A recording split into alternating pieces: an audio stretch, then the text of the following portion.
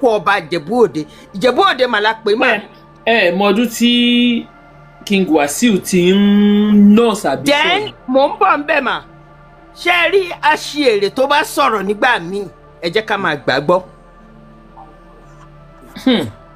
Táṣièrè bá sọ̀rọ̀ nígbà míì ẹ gbé yẹ̀wò. Bọ́lá kí náà ti ń pe Bọ́lá tó fẹ́ yìí Auto Bọ́lá ti sọ maybe 5 years ago pé ilé tó kọ́ sí Ìjẹ̀bú yẹn torí pé ó fẹ́ jọba ni but people were thinking pé Auto Bọ́lá ya wèrè. Auto Bọ́lá ti sọ ilé tó lọ kọ́ sí Ìjẹ̀bú yẹn ń tó fẹ́ ṣe nìyẹn. He thought ó fẹ́ ṣe politics ńgbà kan ó drop ẹ̀. Why? Torí pé ó wò pé tóun bá ti join politics bóyá ọba lè má ṣe mọ́. Ohun tó fi withdraw ọ̀sẹ̀ ẹ lọ wádìí ẹ̀ dáadáa nǹkan méjì ni. He did not get the support of Tinubu. Okay. Torí Tinubu ò ní dán àwọn Ìjẹ̀bú wò toró mọ̀ Ìjẹ̀bú dáadáa kò ní dán wọn wò kò ní ever débẹ̀ because someone wípé Wasiu ò sí ní line àtijọba Ìjẹ̀bú at all so he will not support him.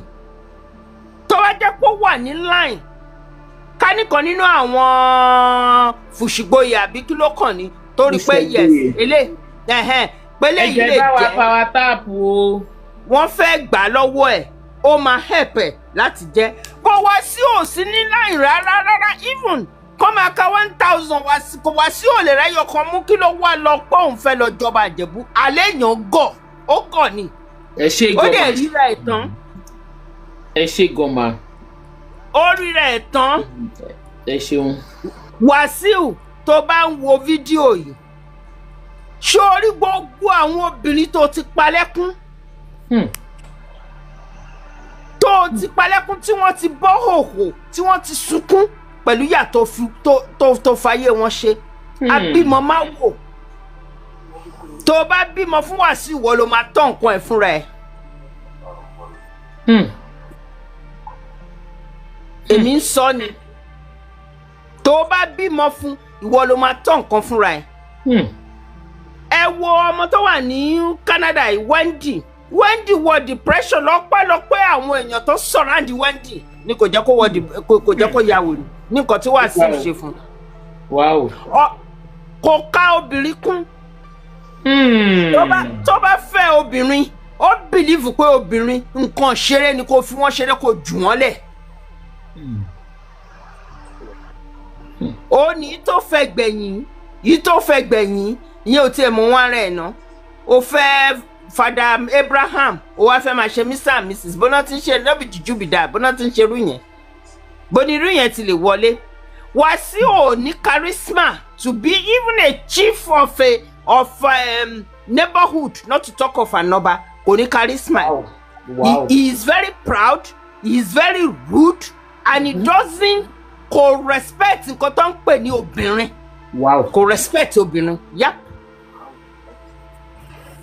Wọ́n ní ẹ̀yìn obìnrin lẹ̀ ń sálé lẹ́yìn o pé it's the women that are running after him o. Even if women are running after him, he has the power.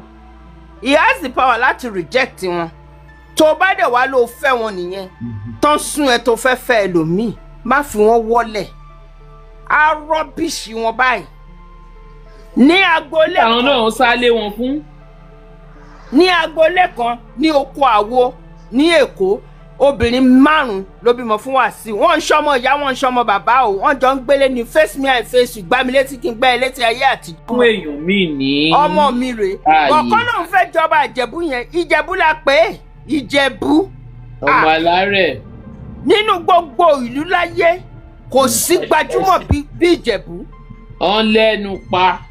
Honestly kò sí. Mo respect Ìjẹ̀bú eré tó ń ṣe yìí tuale mo bẹ̀rù wọn láti wákàtí lọ. Máa nǹkan sọ ó ní tó bá débẹ̀ ó ní tó bá débẹ̀ sẹ́. Ìjẹ̀bú yarí gan o. Àìsí ẹ̀jẹ̀. Ó rí wọn fín gan bí ìbá ṣe àrífín kírú Wasiu lòun fẹ́ jẹ Awùjalẹ̀ máa lápẹ́ ẹ̀. ẹ ṣe gan ma ẹ jẹ́ afẹ́yàn mi láyé mà ẹ mú tara yín. ẹ fẹ́ lò mí láyé èmi ò tiẹ̀ mi máa ń sọ̀rọ̀ o máa ń sọ̀rọ̀ bọ́ ẹ mú tù mí mo ì máa sọ̀rọ̀ ẹ mú tù mí mo tún ní. ok Dennis no Ibu Owó sorry Ibu Owó dé síwájú yín AK Ibu Owó ẹ̀ka alẹ́ o.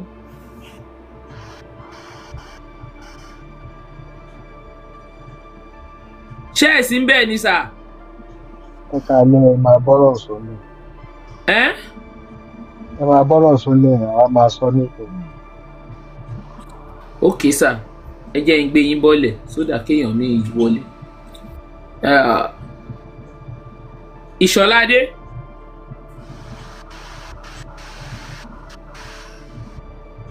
Ìṣọ̀ládé ẹ̀ka alẹ́ ẹjọ́ ẹ jẹ́ a máa ṣe kọ́mọkọ́mọ.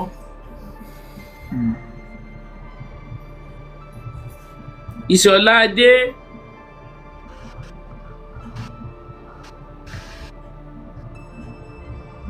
ẹ jẹ́ kí n rọra máa yọ yín kí lẹ wá wọ gòkè fún o. Denise. Yes, Sister Maureen, ẹ kálẹ́ o. Ẹ kálẹ́ ìyá mi. Thank you very much for this show. We really appreciate you. Gbogbo àwọn ìjọba dúpẹ́.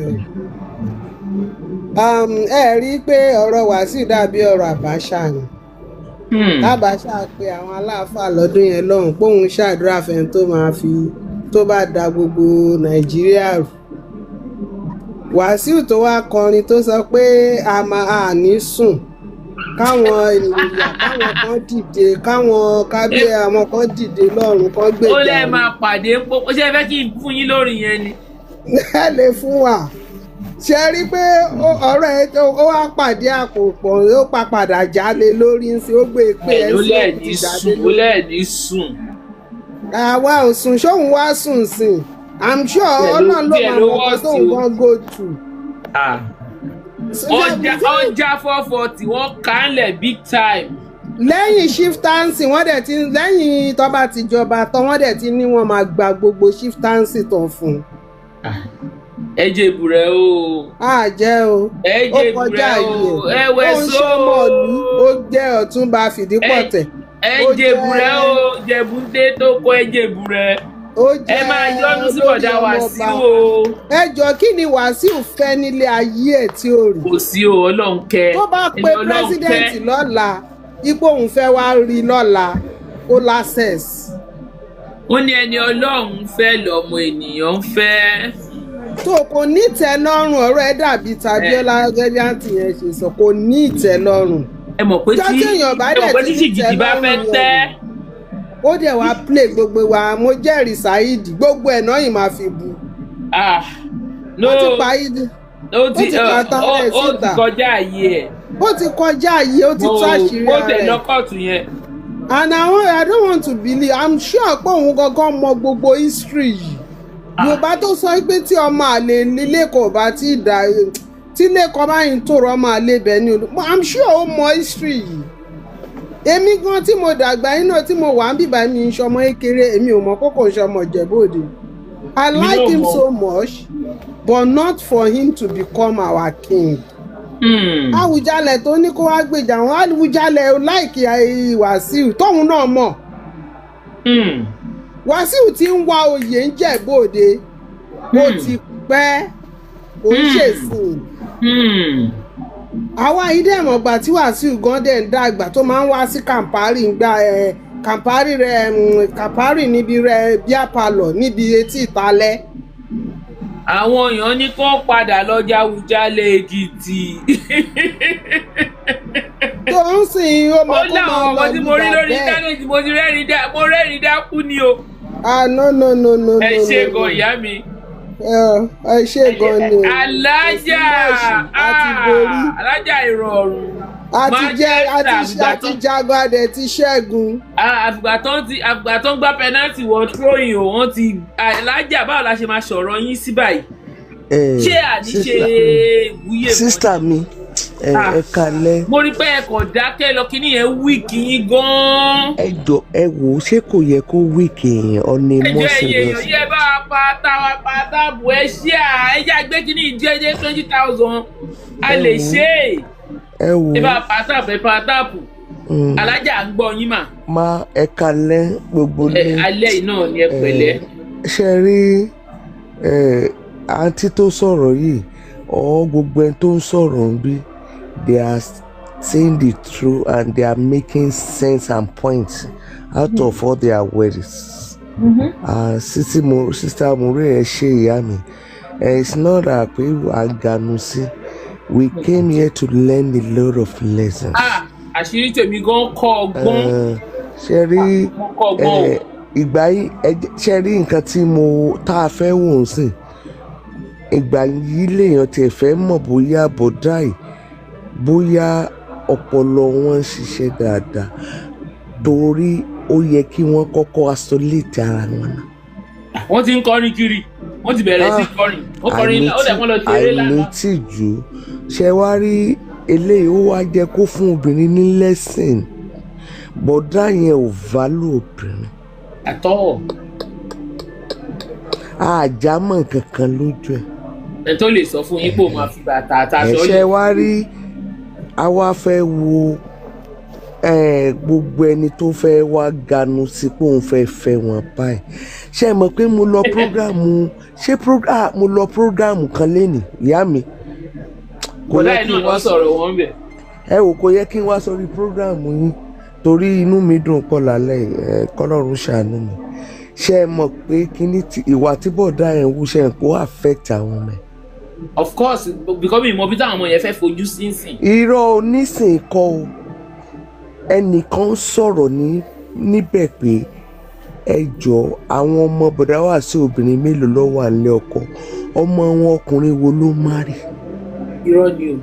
Ọlọ́run ẹlẹ́dàá ẹ wo mo rọra kúrò lórí prógrámù yẹn mo kàn ó pé gbogbo nǹkan tá a bá ń ṣe self-centered ká má fi kó bá àwọn ọmọ innocent tá a bí wọ́n ní kò sẹ́ni tó fẹ́ bá ọ̀dà yẹn dáná rárá pé everybody ń sá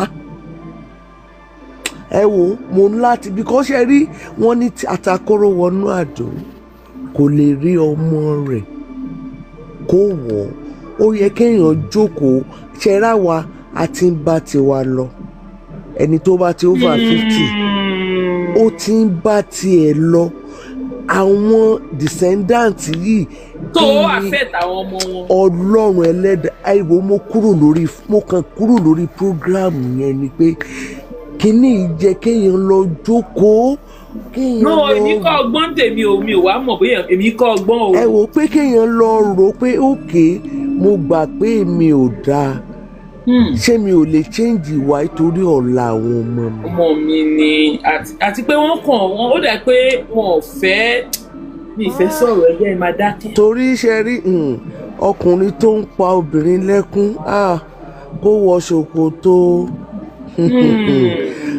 kó lọ wọ ṣòkòtò. Sister Jiun, thank you for the gift o. ọmọ yóò ní kọ́ńsàlẹ̀ àpò mo appreciate yín mà o. ká máa dúró gan o. ó dúró fẹ́mi ó dúró fẹ́ everybody. so kò sẹ́ni tó dáa. ẹ jẹ́ kí gbogbo wa kàn gbìyànjú ká lọ rìsẹ́ẹ̀tì láìfù wa ibi tá a bá dé torí ọ̀la àwọn ọmọ wa ó ṣe kókó bọ̀dá wa sí ojú tì í fún wọn. ẹbínú ẹ̀dá rose tó ya pabolẹ̀ kálẹ̀ ṣé o. ẹ ṣe ojú tì mí fún wọn. ẹ ṣeun alájà wọn dábòlẹ̀ fún yín ni o. ẹ ṣe brọ́dà mi mo dúpẹ́ mo appreciate ojú tì mí inú mi ò dùn pé ọmọ because kí ni gbogbo eré tá a là ń sá káàkiri ṣebí torí àwọn ọmọ yìí náà ni. Àwọn ọmọ yìí náà ni. So kí wá ní legacy tá a fẹ́ fi sílẹ̀. Ultimate là ń sọ. Tí bọ̀dá ẹ̀ tó bá rí èèyàn. Ultimate bàbá. Tí bọ̀dá ẹ̀ bá rí èèyàn tó máa ń gbọ́rọ̀ sí lẹ́nu ọ káwọn gan lọ jókòó ní kọ̀rọ̀. Kọ́ńkàn tí ẹ rewind life ara wọn náà pé ẹjọ́ Abíọ́lá kú kí n ló kó lọ. Gbogbo olówó tó ti kó Àríṣekọ́lá kú kí n náà kó lọ. They will come empty, we go empty. Ẹ wo ẹjọ́ torí àwọn ọmọ wa ẹjọ́ èmi náà ò dá o mi ò dá o mo ní bẹ́ẹ̀tì o ẹjọ́ torí àwọn ọmọ wa mo bá wọ ọkùnrin mo bá wọ obìnrin tá a bá wà lórí ètò ẹjá lọ jókòó torí ọ̀la àwọn ọmọ ẹjọ́ Ọlọ́run á wò wọ́n Ọlọ́run á dá wọn sí ẹrù oṣù 9 kò gbọ́dọ̀ já síná bọ̀dá Wasiu ṣe mistake o mi sọ́tẹ̀ ní o àti bọ̀ ni wọ́n ti kọ ẹsẹ̀ o mi sọ jù bẹ́ẹ̀ yẹn lọ ojú ń tì mí. Ẹ ṣe gan-an ẹ ṣeun gan-an ẹ ṣeun gan-an. Prince ẹ kalẹ́ o. Ẹ kalẹ́ o. Sísá ìyá ọba ẹ mú tara yín àìmàsìkò ẹ mú tara yín. Prince doctor ẹ mú tara yín ẹjọ́ tó bá ti wọlé ẹ múùtù Prince ẹjọ́ kí lẹ rò pé ó lè mú Alhaji Wasiu Ayinde sọ pé àwọn ò dúpọ̀sì bàbá wọn mọ́ because wọ́n làwọn fẹ́ jáwùjálẹ̀ wọn ò dẹ̀ dúró ń bẹ̀ wọ́n gbọ̀nà ilé ẹjọ́ lọ kí lẹ fi pé ó lè fa change of heart ṣé wọn ò fẹ́ jà fún ẹ̀tọ́ wọn mọ́ ni àbí kí ló ṣe lẹ fi pé ó ṣẹlẹ̀.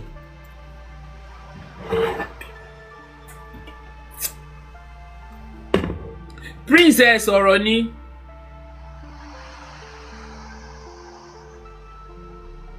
Hello Prince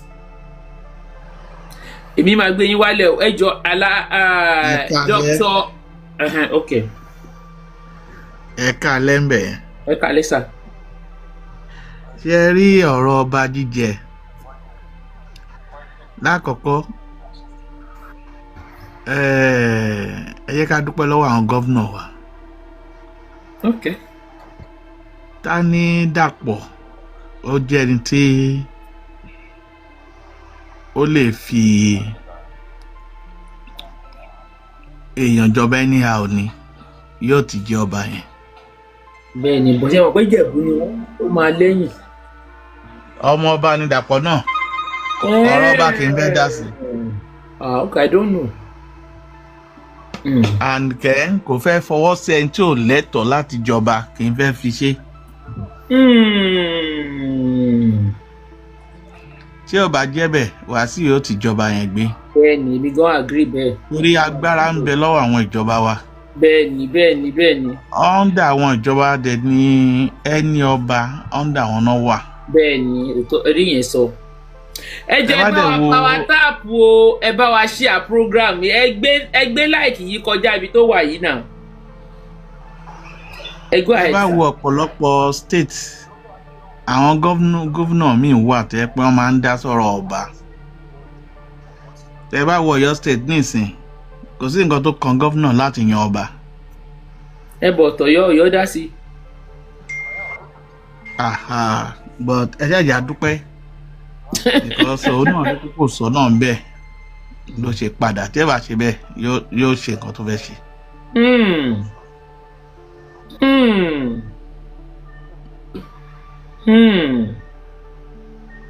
Yàtọ̀ sí owó wọ́n ní orí la fi ń dádé orí la fi ń mẹ́ran láwo ẹni tí ó jọba yóò jọba ẹ gbọ́ mi owó nìkan kọ́ la fi ń jọba o bẹ́ẹ̀ ni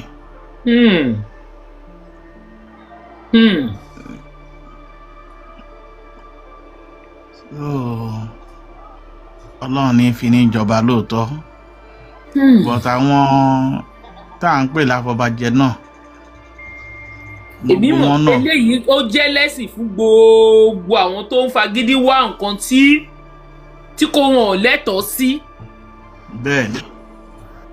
Ìjẹ̀bú ti jẹ́ Ó kí tiẹ̀ pọ̀ nǹkan ó dáadáa. yé gbogbo Yorùbá pé irú eléyìí kò ní ṣẹlẹ̀ ní wọ́n ti gbé president tó dálẹ̀ o wọ́n ti mú àpẹẹrẹ gidi.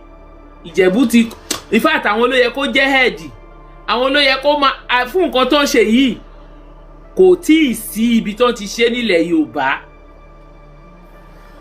Nǹkan tí Ìjẹ̀bú ṣe yìí kò síbi tó ti dìde báyìí rí nílẹ̀ Yorùbá. Tí mo bá pa irọ́ ẹja mi lórí platform yìí ní gbogbo Káàárọ̀ Oòjíire tó bá gbé èèyàn tó fẹ́ gbélé wọn lórí kò tí ì síbi tí wọ́n ti rí irú kan báyìí ti ṣẹlẹ̀ nílẹ̀ Yorùbá. Mo sì tún sọ ẹjọ́ ẹ là mí lóye ibi tó bá ti ṣẹlẹ̀.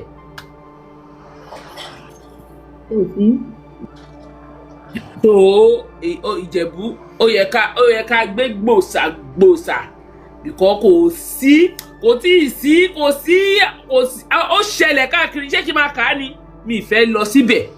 Prince ẹ ṣé, ìyá ọba Nikki ẹ káàbọ̀ sórí ètò, ẹ káàbọ̀ ẹgbẹ́ contribution yín, ẹ káàbọ̀ ẹ kálẹ́ mà ẹ bá mi power tap ẹ̀yin èèyàn mi.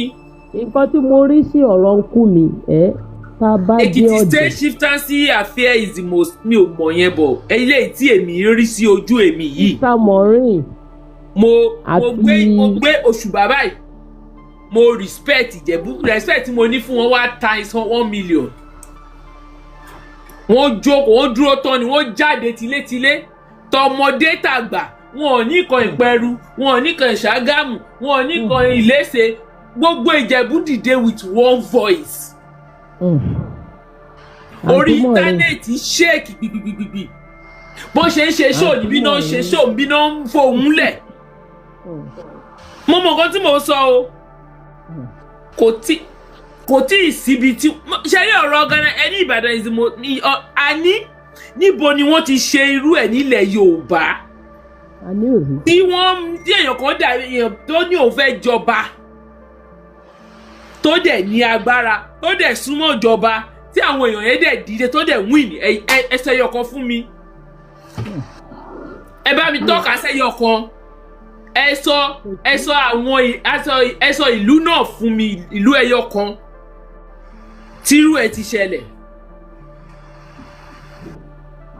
Ìjẹ̀bú ni the first wọ́n dẹ̀ ti dá nǹkan tó da sílẹ̀ ẹ tí ì rí nǹkan kan wàhálà wọn máa sọ tí wọ́n bá gbégbékúgbé ibùdó wá bá wọn àwọn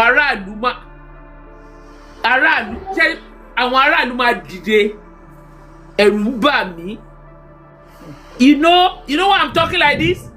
I was part of it because àjọ bẹ̀rẹ̀ ẹ̀ ni mo dẹ̀ rí nǹkan tó ń lọ lórí platform mi pẹ̀lú fire for fire. Tí wàá lè Jẹ̀bú ẹlẹ́nu gan o. Mr. Maureen. Ma. Nǹkan tèmi fẹ́ sọ lálẹ́ ni pé ṣé rí ìgbà tí gbogbo wọn ti fohùn ṣọ̀kan yẹn kò sí nǹkan tó lè yẹ tó ti ní no and their no is no. ṣé rí nǹkan tèmi wá fẹ́ sọ fún ọ̀nkú ni. ṣé rí nǹkan tèmi wá fẹ́ sọ fún ọ̀nkú ni pé ọ̀nkú òde ẹ má torí pẹ̀lú ẹ̀ẹ́dẹ̀ kẹ wá bọ̀dì jẹ́. Kí ló tẹ̀ ń gbé fídíò mi wálẹ̀ báyìí dídùn? Kí ló dé tó ń gbé fídíò mi wálẹ̀?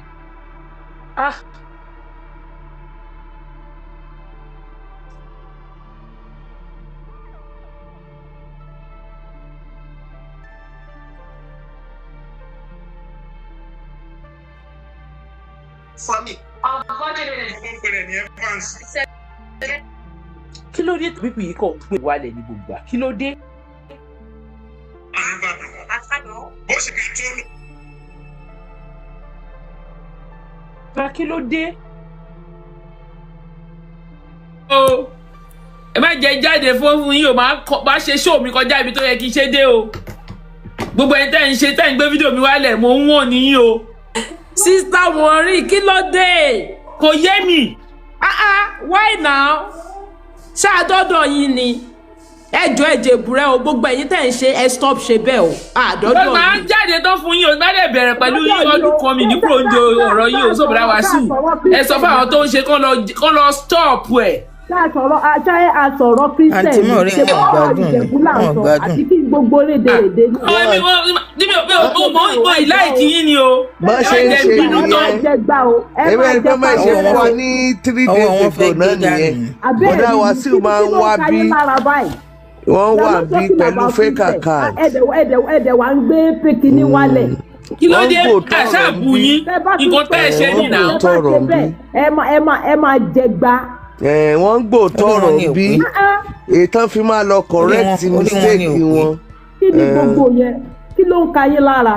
ẹ jẹ́ ẹ bá mi power tap ẹ bá mi share ẹ bá mi power tap ẹ finish ẹ go ahead ìyá mi. kẹ́tì ẹ̀jẹ̀ máa sọ̀rọ̀ àwọn afipágbógun tí ó tọ́ sí wọn. ẹ̀yin ni ká lọ tún wọ ara yín ṣe náà. àbí. kò sẹ́ni tó fọ̀ sí ṣèbí tí bẹ́ẹ̀ lẹ́lẹ́ fẹ́ jọba ta ló fọ̀ sí. wà lẹ́wọ̀ ọmọ ènìyàn. ẹ ò bá mo ṣe gbogbo mo yẹ mọ iṣẹ́ nu kò ní bá ṣí ẹnu tó ẹ̀mí láìkí lẹ́nu ni ó dá o. ẹ ò bá mo ṣe gbogbo mo yẹ mọ iṣẹ́ nu. ẹ go ahead ma. sísá ọmọ ẹ continue ẹ continue ẹ máa tó tẹ́ kù díẹ̀. ó kù díẹ̀. ẹ̀dẹ̀lẹ́wà o ẹ má sì torí pé ẹ ń lọ sẹ́dẹ̀ kẹ́ ẹ bá ọ̀dẹ̀ jẹ́. kò yé bàbá mi mọ wáyé tó fi ń disturb podcast mi kí náà ń bá kiri. ó ti bàjẹ́ ó ti bàjẹ́ nìyẹn o ẹ tọ́jú ìwà yín ìwà lọ́ba àwúre ẹ má jayé àwọn ọmọ yẹn má yé yín ẹ jẹ́ káwọn ọmọ yẹn náà. wọ́n ti jẹ́ máa yé. káwọn ọmọ yẹn rógolo.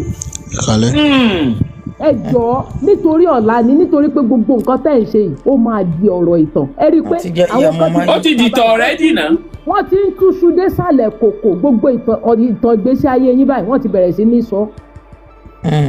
ìkan sọ pé ọ̀rẹ́ òun ẹjọ́ ṣe kékeré ni ó tú gbogbo ẹ̀ lánàá ara mi ṣe gbà ò mo ló ti dé jẹ báyìí. ìtìjú ńlá. Ọlọ́run ọ̀gá mú ṣòro ni. ẹ jọ ṣẹ́rí ìjẹ̀bú èmídòdò tó bá jẹ́ pé yẹn ni gbogbo wa ìṣọ̀kan ṣẹ́rí pé ṣọ̀kan ni tó bá ti sọ no báyìí ṣe ti mọ̀ pé no wọ́n no àwọn eléyìí anything tó bá fẹ́ wọ́n á gbà. ẹ lè wá sí torí pé ẹ dé lọ́sọ̀kọ̀ òru kan tẹ wá máa fi ọwọ́ lálẹ̀ ṣẹ́rí orin tẹ kọ́kọ́ kọ yẹn disqualify ni gédégbé ẹ tójú wọn mọ́lẹ̀. wọ́n tún wá láyà wọ́n sọ fún yín pé ẹ pàdé ní pópó. Oh my goodness ẹ wá ní kán jáde tán fún yín. no ó ní ẹ fẹ́ bí máa ń bẹ̀ fún bọ̀dá ní láti gbọ́ yẹn. ojú wọn yẹn ẹ fẹ́ tójú gbogbo Ìjẹ̀bú mọ́lẹ̀ ẹ mú kékeré ọkú o ṣé rò pé Ìjẹ̀bú kéré ni wọn kéré wọ́n dúró gidigba tó bá sọ pé yes ni. wọ́n ti ẹ̀rí Jẹ̀bú fún ìyẹn lèmi ò láìkì. ọmọ kékeré wọ́n tún wá gbọ̀nà ilé ẹjọ́ lọ ẹ mọ̀ pé wọ́n sọ nǹkan tó lẹ́tọ̀ọ́ sí wọ́n tún wá lọ kọ́ àwọn eléyìí ní àyà. ẹ jọ o ẹ tún ìwà yẹn ìwà gangan ẹ tún ṣe ẹ lọ tún ìwà ṣe ìwà rere lẹ̀ṣọ́ ènìyàn ṣe ti rí pé ìwà ni àwọn Saheed gan wọn bá yín dá sí wọ́n wò yín ni gbogbo wọ́n wò yín wọ́n dá sí mo dẹ̀ mọ̀ pé barista yẹn ká ní kò kú ni ó máa bá yín sòtọrọ̀ ká ló sì wà lórí ilẹ̀ alàyè. ẹ jẹ́ arán bọ̀dá mi létí ẹ jẹ́ nǹkan tó ń sọ lélẹ̀.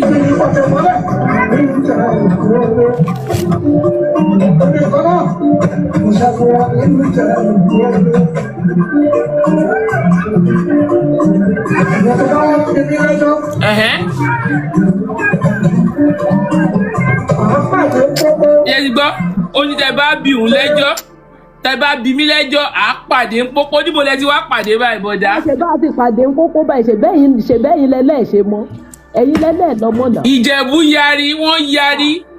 wọ́n yarí kan lẹ̀ ní pé ẹ má bá wọn try ẹ̀ gbogbo nǹkan tẹ̀ ń try yẹn wọ́n ní eré ọmọdé ni àṣekun ọmọ ẹdun òun lẹ̀ ń bá wọn ṣe ṣẹ́rí kan jáde ńlé fún yín tán Ọlọ́run Ìjẹ̀bú ni wọ́n jáde tán o. I'm part of them ṣẹ́rí bọ̀dà ẹ̀ wọ́n move from platform to platform ni. ojoojúmọ́ ni gbogbo wọn ṣe ń gbàdúrà lọ́jọ́ ìgbà náà kírun lórí awọ wọ́n dúró kan ìṣèṣe sílẹ̀ nítorí aláwọ̀ èèyàn wọ́n ń gbàdúrà lójú méjèèjì pé olúwa ò má jẹ́ kárí wàhálà àwùjalẹ̀ yẹn ẹni ọlọ́run fẹ́ ẹni tó ṣe fẹ́ àwọn délẹ̀ tí ó ní kọ̀rọ̀ sáwọn lẹ́nu.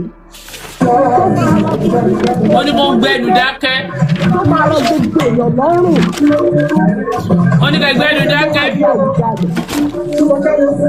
Oh, Dr. Omofela, thank you, sir. Thank you for the. ẹni wá sí gan ẹ tún wá ń kọ orin. ọ̀nà.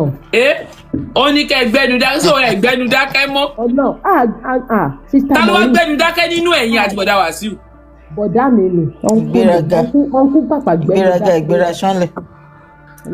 ó tún wá ní òun ó fòun jò lórí ẹ wo ẹ jẹ́ ìdákẹ́ kí n máa wò ẹ má gbé fídíò tèmi wálẹ̀ mọ́ o tó bá tún jálẹ̀ kó tó èmi kan á dìjẹ̀bú lọ́wọ́ kan ni o tí kò bá tún jáde èmi á dìjẹ̀bú tó lọ́wọ́ kan ni tí bá dẹ̀ dìjẹ̀bú ẹ ní láìkì mi because mi ò da rárá tí bá bẹ̀rẹ̀ nu mi báyìí àyà ẹ má jẹ́ kí n ṣí mítà fún yín o so brother mi nìyí èmi àti ń dẹ̀wà ẹ sọ fún ọ pé kì í ṣe ṣóò mi.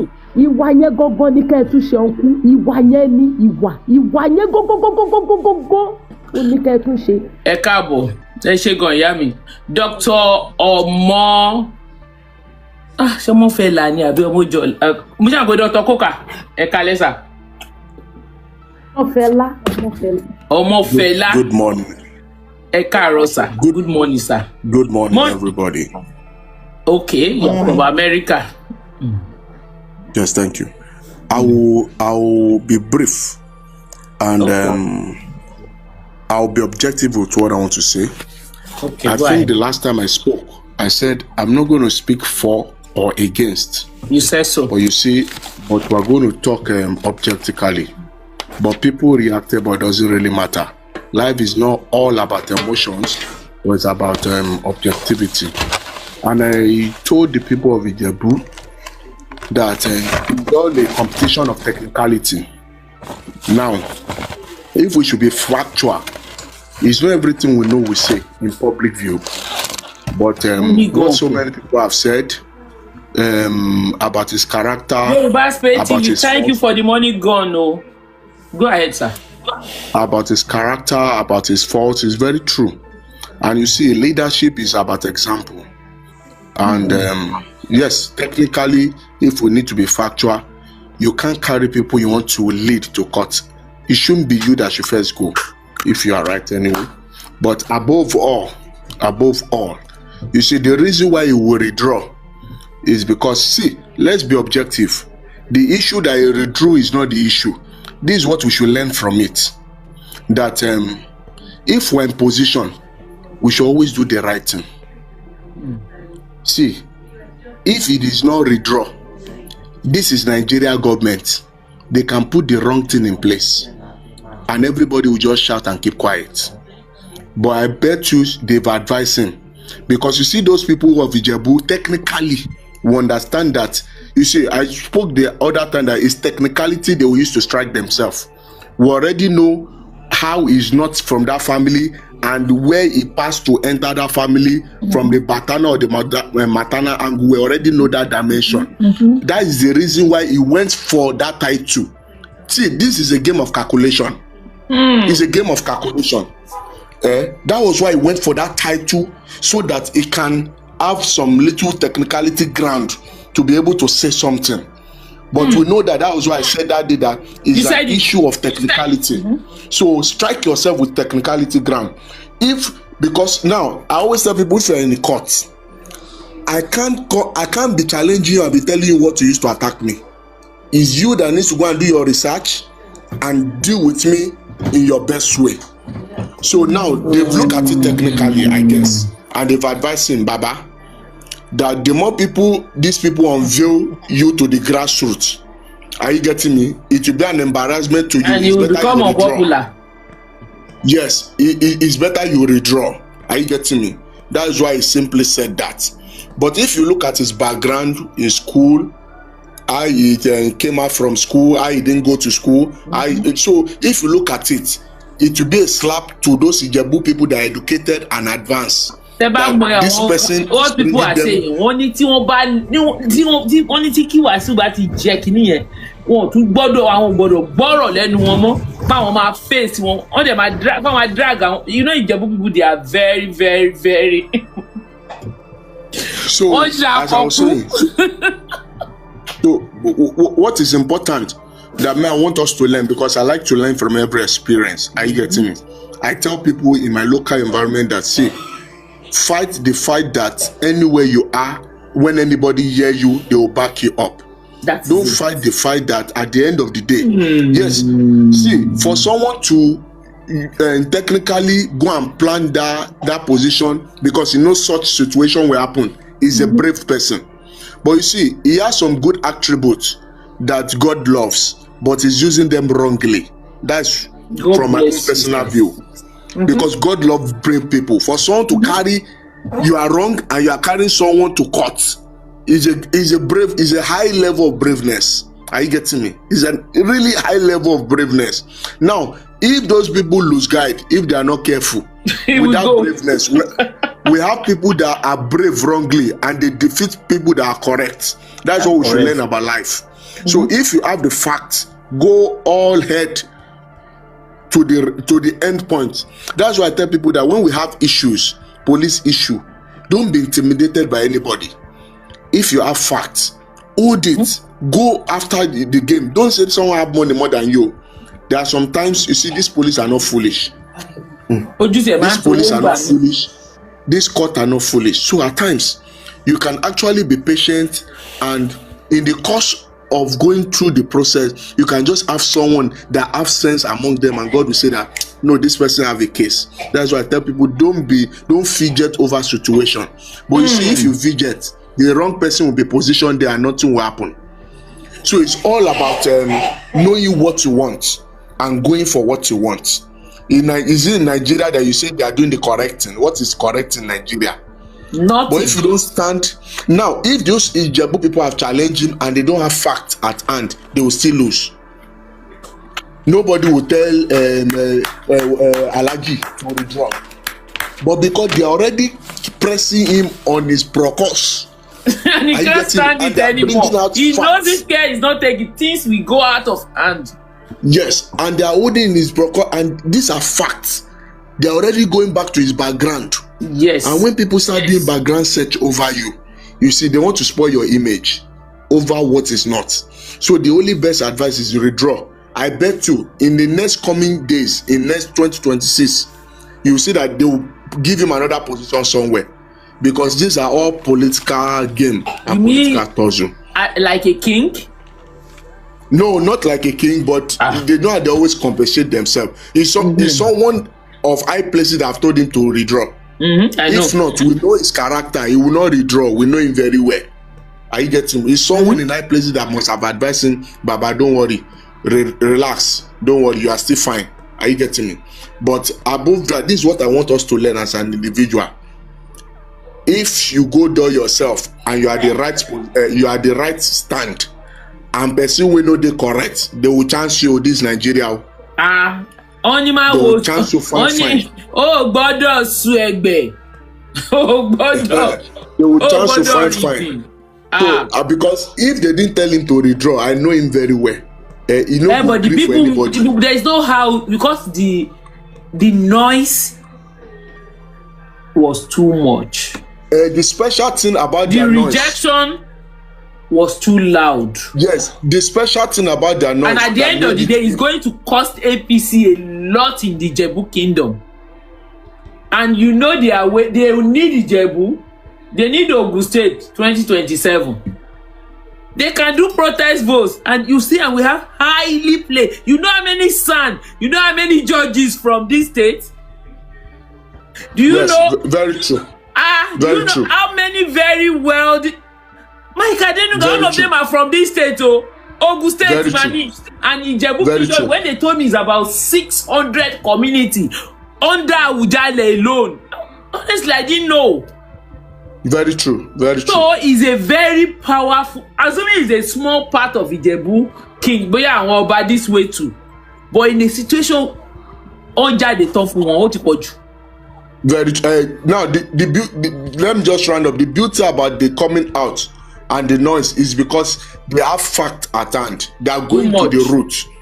If they don't have fact at hand, you see, government don't easily withdraw. They don't usually retrench. Because but it is clearing is not from those lines. It is clearing. It is clear. And you cannot even prove it. Yes. That's the. So how can I want to support somebody who doesn't have documentation to back whatever he wants to go for. So any government that back that kind of thing, they want to cause war. Wahala ma ṣẹlẹ̀ ìlú yẹn wọn dẹ̀ fẹ́ wọn need ẹ̀.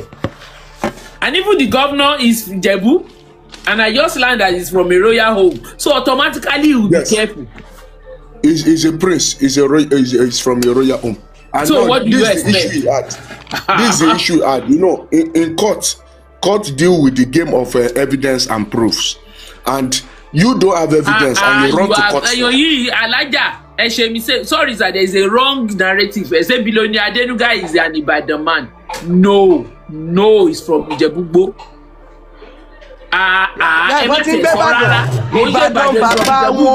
Hello, Adenuga is from Ijebu. Go ahead. Mama wọn ni wọ́n ti wá. Mama is from Ijebu Ode. Mama wọn ni àwọn gan ti gbé bàdàn. Àwọn Ìjẹ̀bú wà ń bí. Ìjẹ̀bú ni Adénúgà. Tí bàbá àti ìyá Ìjẹ̀bú ni Adénúgà. Ẹ máa wà ẹ lọ béèrè dáadáa ẹ lọ ṣèwádìí. Eléyìí mo máa mọ ní o. Ẹ gọ́gù ẹ̀. Àdìtẹ́lẹ̀ ẹ máa gbọ́ ẹ lọ farabalẹ̀. Ní ìdígọ́gù nú eléyìí mo mọ àwọn ẹbí yẹn dáadáa tó. Sísímù rè àná tí gbọ́n ẹ lọ tẹ́ ẹ bá ṣèwádìí ó máa yé yín ẹ má wọrí. Ìwádìí wo lẹ mo fẹ́ ṣe tí mo mọ̀ wọ́n. Ẹ má wọrí báwa náà ṣe rí tẹ́lẹ̀ nìyẹn. Bàbá oníbàbá ti ṣèwádìí ara rẹ̀. They live in Ibadan. Ìjẹ̀bú ni wọ́n. They are very àná ti ṣèwádìí ara wọn ọmọ Ìbàdàn. Ẹbí Àwùjalẹ̀ ni. Later Àwùjalẹ̀.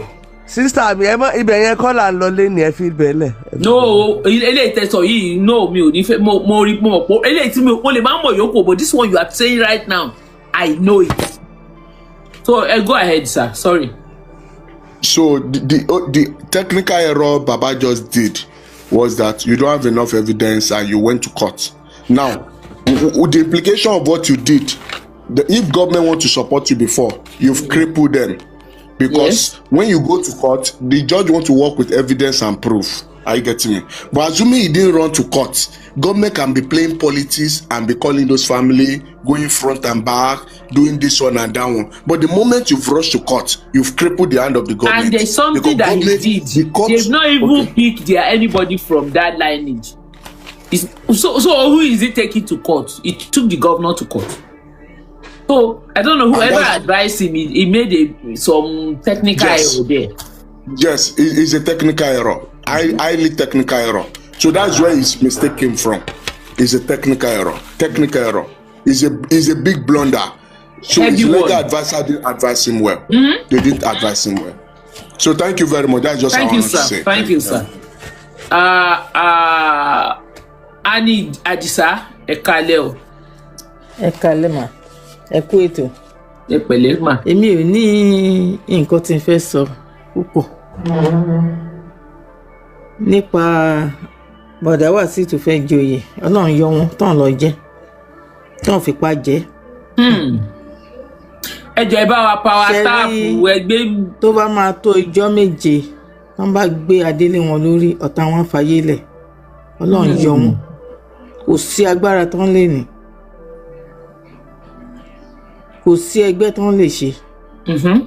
Because adé Àwùjalẹ̀ kì í ṣe adé tán kàn máa gbé just for anybody tán máa délé lórí. Mo sọ lórí platform mi wípé tí àwọn afọbajẹgun ò bá ṣọ́ra tán bá gbé adé lẹ́ni tí ò tọ́ lórí nǹkan á ṣẹlẹ̀ nílùú yẹn. But Ọlọ́run ṣeun. Bóyá àwọn gan-an bóyá bọ̀dá Wasiu bóyá ó ti sùn bóyá wọ́n ti fa àwọn kankan hàn Ọlọ́run yọ wọn kò jẹ́ bó ṣe jẹ́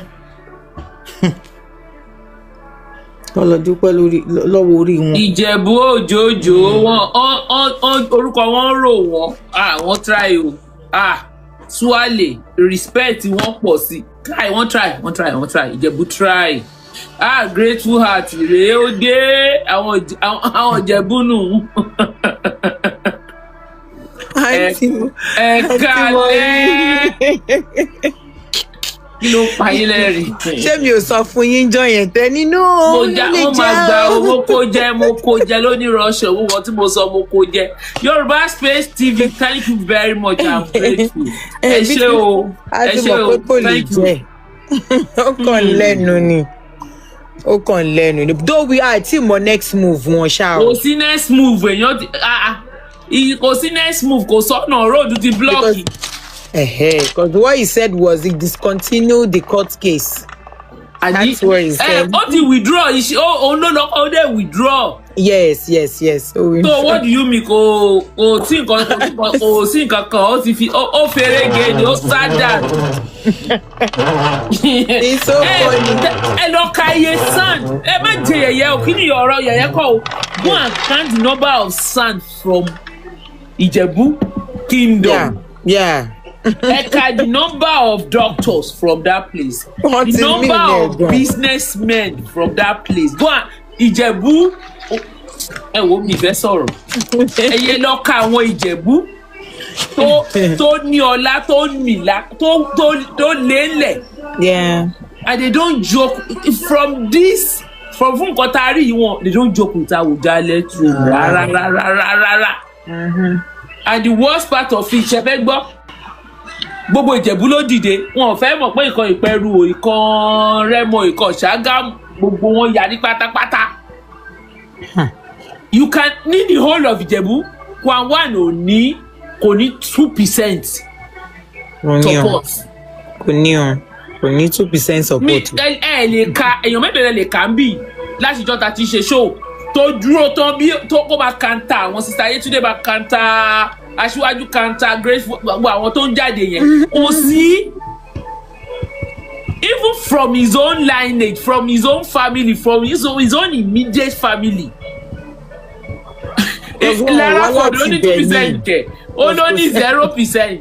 Kò sẹ́ni tó dìde pé ààyè ọmọ wa ni kò sí. Wọn ò jáde fún.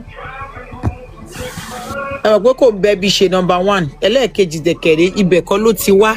Yes. So you cannot fight bí tó ti wá. It's like kéèyàn kọjá ààyè ó kúrò ruling out. No, ẹ mọ̀ nǹkan tó ṣẹlẹ̀ ní nǹkan tó ti plan for a long. Yes. Gbogbo ilé tó ń kọ́ṣẹ́ òṣàgbọ́ lámì mọ orúkọ tó ń pè é gbogbo yẹn.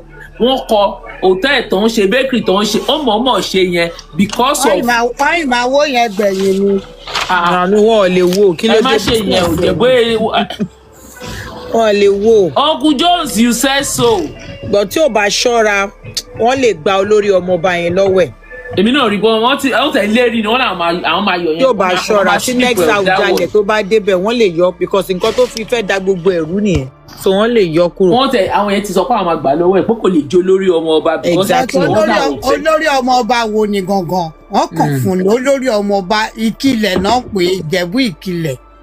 Ṣé mo pé ní tó fún táìtù yẹn kàn fún táìtù pé kìíní ni òun ń change ìtumọ̀ táìtù yẹn nísìnyí. Akilẹ̀ ló ń pè kò tí kìí. Ẹgbọ́n wọn ní bọ̀ seriously he must tell us where he's from. Wàhálà ẹ̀yin ọmọ Nàìjíríà yẹn níyàwó. Tó bá jọba wọ́n yìí máa yan olórí ọmọọba gangan ìdílé yẹn. For example ẹgbẹ́ ìṣe sample kan fún yín. Ṣé rí ìlú àwọn ọba first class wà dáadáa ṣé rí Àwùjalẹ̀ kì í ṣọba yẹpẹrẹ. Mo ní wọ́n ní 600 community ló wà lábẹ́. Abẹ́òkúta kì í ṣọba yẹpẹrẹ àwọn first class ọba nìyẹn. Àkárìgbò first class ọba ni. Ṣé rí àwọn ọba tó wà lábẹ́ wọn gangan ló ń pè ní ọba ìlú yẹn but first class ọba wà. Irú èmi sì mo wá láti Ìrọ̀lù. Níbo ló ń jẹ́ bẹ́ẹ̀? Ìjẹ̀bú náà ni. Ìjẹ̀bú ni after election. Okay. Ìlú yẹn tóbi so ìlú kì í ṣe pé ó tóbi náà but ó tóbi àwọn olówó everything jáde láti bẹ̀. Okay. Irú ìlú yẹn ọba tó wà ńbẹ̀ gangan àbúrò bàbá mi ni. Bàbá mi wọ 99 kó tó kú ó wá fi bàbá mi ṣe olórí ẹbí tó yé yín olórí ẹbí ọba yẹn ó fi ṣe olórí ibẹ̀ ṣe rí nǹkan tó ṣẹlẹ̀ ní pé ọmọbìnrin ṣe mọ̀ pé bàbá mi nídìílé bàbá mi ọba ni nídìílé ìyá mi ìyálóde náà ń jẹ ìyálóde ìlú wa gangan àbúrò ìyá mi ni ó ti wọ 89 ṣé nǹkan tí mò ń sọ yé yín ṣe rí bàbá ọkọ mi ni mo lè pe Wasiu torí mo fẹ́ ọkọ níjẹ̀bú òde ó ní káwọn ìjẹ̀bú ká pàdé pópó àwọn nǹkan tó rọ̀ mọ́ ẹ dẹ̀ fi hàn ẹ pàdé ẹ̀ ń pópó lóòótọ́. ṣe rí àwọn nǹkan tó rọ̀ mọ́ bọ̀dá Wasiu ó pọ̀ gan-an ṣe rí ó gbójúlé àwọn nǹkan kan tó wá yíwọ́ padà fún. ẹ alágbára ni. ìkíní èèyàn gbọ́dọ̀ ṣe obìnrin èèyàn gbọ́dọ̀ ṣe obìnrin èèyàn gbọ́dọ̀ sọ pé báwo ni obìnrin jẹ́ nínú ayé yìí. then ìkejì. ẹ jọ̀ọ́ ẹ bá mi.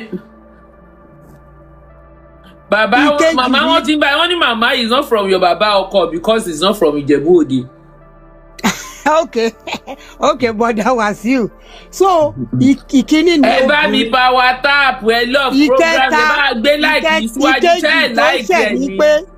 ṣe rí ọ̀rọ̀ tá à ń sọ yìí ó lákọ ó lóbi ó lákọ ó ti ṣe àwọn àgbà ẹ wo àwọn mùsùlùmí yẹn ṣé mọ̀ pé wọ́n sọ̀rọ̀. ó ní wọ́n ganu sí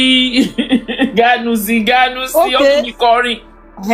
ẹ wo bó ṣe ṣẹ̀wọ̀n wọn ò sọ̀rọ̀ wọn mú mọ́ra wọn tún ní kó bẹ̀ ó lóun ò bẹ̀ ó lóun tún jọ ìṣẹ̀lẹ̀ ó ní láyé ó lóun tún jọ ìṣẹ̀lẹ̀ àwọn àgbàlagbà máa ń pòwe pé wọ́n ní ọmọdé búròkò ó bojú wẹ̀yìn kì í ṣejọ́ kan lolúwere ń pààyàn. ṣẹ́rí wọ́n ti rẹ́kẹ̀ wọ́n ti parí iṣẹ́ ẹ̀ ni wọ́n ní kó lọ ṣìṣe ni. ó yẹ ká tẹ̀ wá bẹ̀rẹ̀ sí í fura sí wọn because ẹ wò látìgbà tí màmá wọn ti kú ní gbogbo àwọn ó ń ṣe tẹ́lẹ̀ ọ̀bọ̀ nísìnyí ó wá pọ̀ sí wọ́n ganu sí pléènì ẹ wo ti gba pléènì yẹn mi rí i pé ìgbà pléènì yẹn àbìlú ńlá ni. ẹ dúró ṣe rí ojú tèmi fi wò sísá mọ́rì ní pé ẹ wo Emmanuela tó fẹ́ ẹ wo dìwé tán fi yapa.